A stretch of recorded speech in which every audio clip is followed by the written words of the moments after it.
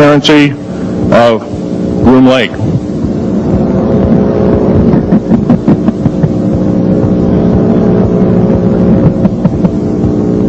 Groom Lake is where the infamous Area 51, S4, S2, a CIA base, it was originally a bombing range, a nuclear test site. It was later become the most secret base in the United States.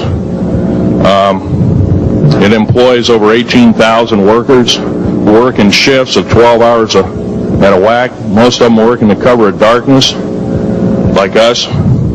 We built 9 underground military bases there, each with an average capacity capable of basically a city underground, roughly 4¼ cubic miles hollowed out underground. They have boring machines, for instance. They don't bore, they literally vitrify and melt the rock, deflagrate the rock. It's a very sophisticated laser melting and deflagrating system. It reduces the rock to a powder and then melts the remaining rock as a coating on the inside of the base, so you don't have to use gunite cements and other kinds of things like that. That's all old hat now. Technology is just basically the new technology we get is the old hat of the military. I'm going to be real brief about it. I carried a level 1 security clearance, the Rhyolite 38 Factor. There are very few of us. There's nobody except myself, to my knowledge, talking like this. Nobody. I'm breaking the law. I'm breaking world as well as federal law. I'm coming out and even talking about this to a group of people. I love my country more than I love my life. 2 weeks ago, I was shot in the shoulder.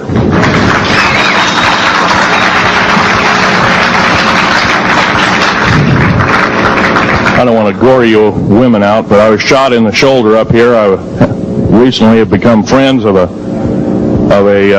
retired FBI agent who took me under the wing. He says, I've never seen a person braver than you. And I said, well, there's more coming. Our patriot movement in these United States is going to pick up the ball, and we are going to kick the parasites out.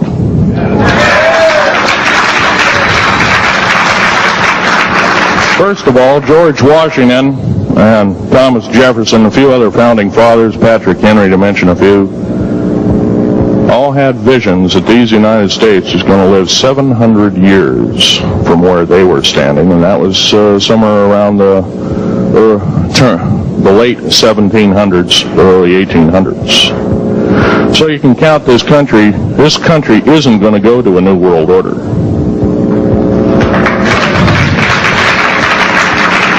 I believe firmly in constitutional law. I'm not very well skilled in it, and that's my embarrassment. But I'm going to be real blunt about it. The government that is now instilled in ruling over us are ruling as we're serfs and they're the kings and queens. Now, that's a feudal system. That isn't even a democracy. We are now being ruled by an autocracy and a technocracy. In other words, technical knowledge is rules as king with a feudal type system. Feudal systems haven't been used in the last 350 years, and they're coming back like gangbusters. If we are complacent, if we do not speak out in droves, and I'm not just talking about me, I'm talking about a bunch of us getting together and getting on this stump and loving our country more than we love our lives, getting on, some of us are going to get killed. I almost got killed a couple of weeks ago. Hadn't been for an FBI, a retired FBI man who risked his life, his career, everything, put it all on the line, and he didn't know me from Adam.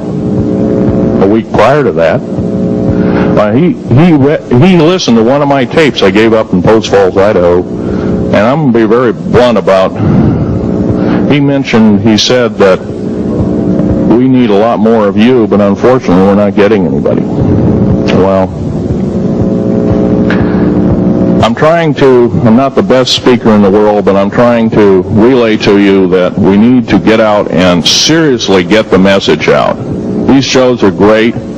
this hall should be absolutely packed, standing room only, and we should be getting the message out to as many people as we can with as many shows as there is it possibly to reach the many as the public. We ought to get on talk shows. We've got to get on news shows and TV shows, and we have to really get the message out. And I think we're doing it, but it's a little bit slow in the first part.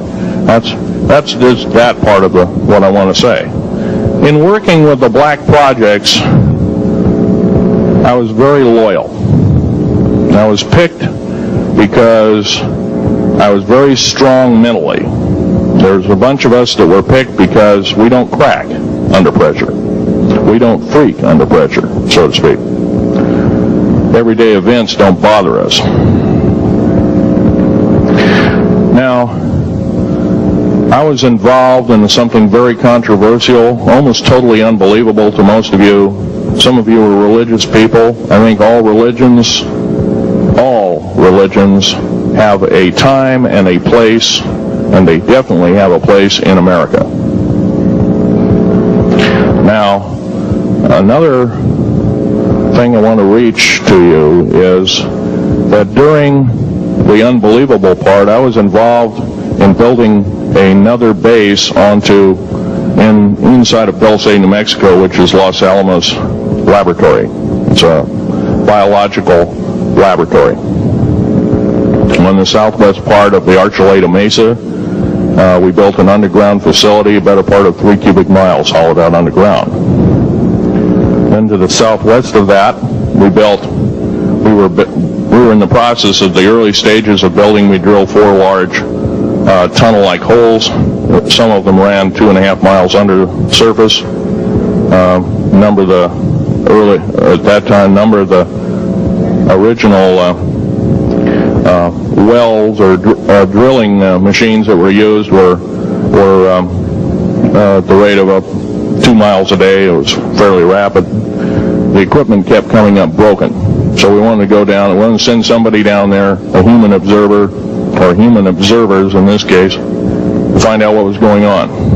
Well, to our total surprise, first of all, the government knew all about it. They didn't tell anybody. When I saw Green Beret and Black Beret people encamped inside of our geologist camp, I knew something was up, the gig was up. First of all, I knew all about the alien agenda. I'll explain that in a few minutes. The large alien grays had been encamped there for, as best as believed possible, about 400 or 500 years. It had been one of their internal bases. And we'd drilled holes right on top of it. All the stinking air, all the black sooty air came right out as soon as the first hole was sunk, and all this soot came up, and well, that's when all the hell broke loose, really. All started. Anyway, after we drilled all 4 holes, it took about 2 days to drill all 4 of them.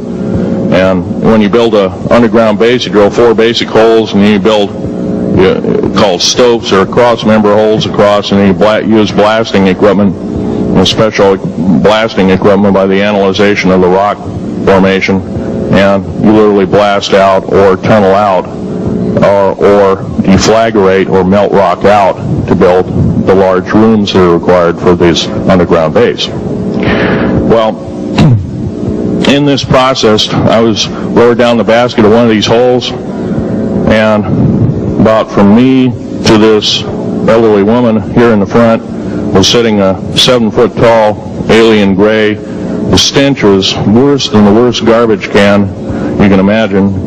The person the entity was absolutely horrible. I didn't waste any time. I reached for my pistol. At that time, as an engineer, I didn't have time to carry all the folder, all of one of these big submachine guns that all the sea spray and the yellow fruit and all the outer perimeter and inner perimeter security people carried. I carried an old Walter PPK pistol with a 9-shot clip.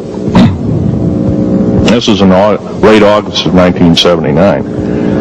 Now, you got a regular suit of clothes, you got a regular clothes on, plus you're in almost like a spacesuit environment, and you're reaching for a gun. It's not the easiest thing to do, and then to pop a clip in it and start shooting. And I killed 2 of them. Yes, they're mortal and they do die. However, in the process,